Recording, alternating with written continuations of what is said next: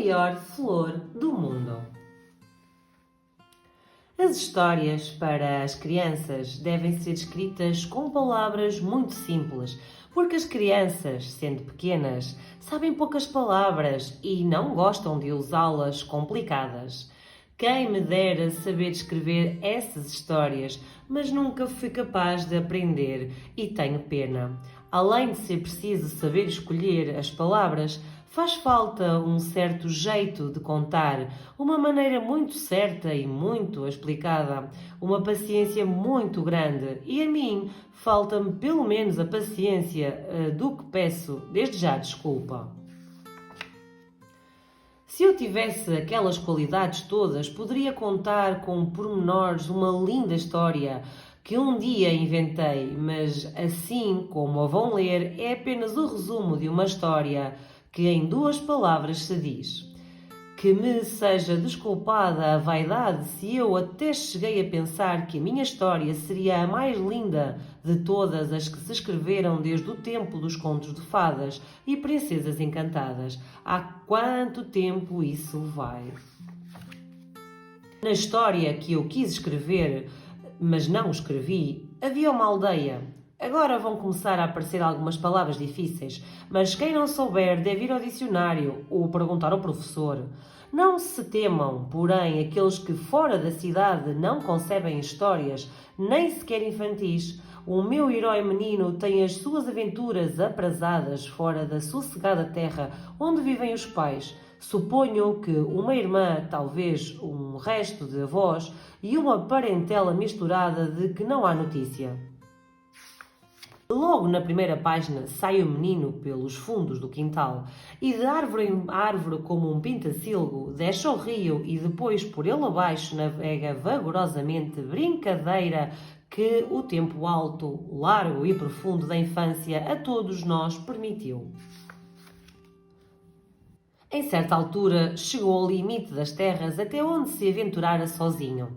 Dali para diante começava o planeta Marte, efeito literário de que ele não tem responsabilidade, mas com que a liberdade do autor acha poder hoje aconchegar a frase.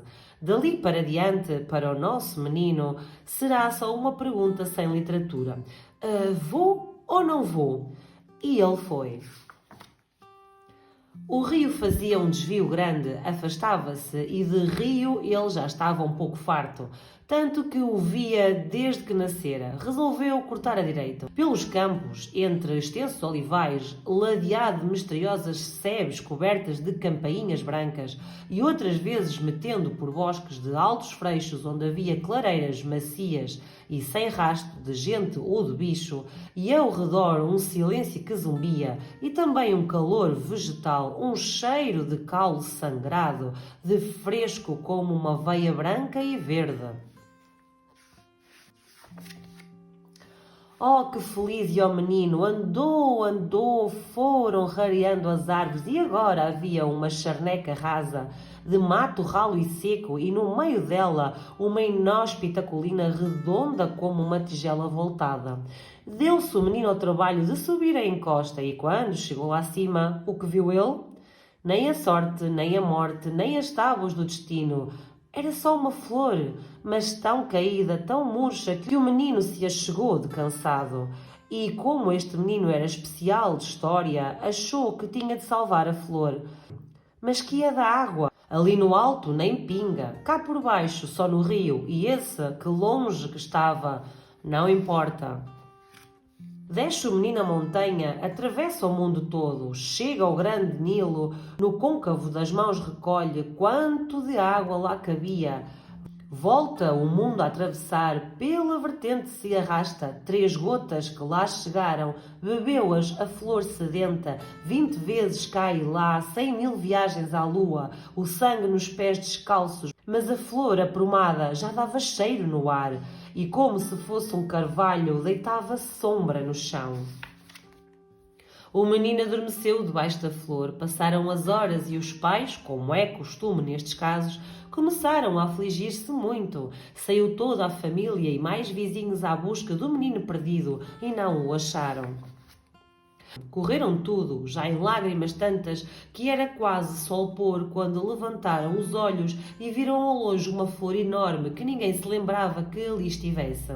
Foram todos de carreira, subiram a colina e deram com o menino adormecido. Sobre ele, resguardando-o do fresco da tarde, estava uma grande pétala perfumada com todas as cores do arco-íris.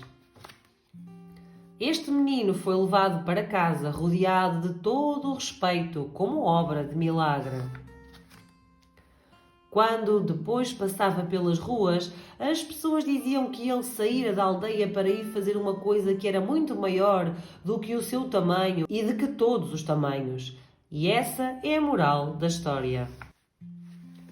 Este era o conto que eu queria contar. Tenho muita pena de não saber escrever para crianças, mas ao menos ficam a saber como a história seria e poderão contá-la de outra maneira, com palavras mais simples do que as minhas, e talvez mais tarde venham a saber escrever histórias para crianças. Quem sabe se um dia virei a ler outra vez esta história, escrita por ti que me lês, mas muito, muito, muito mais bonita.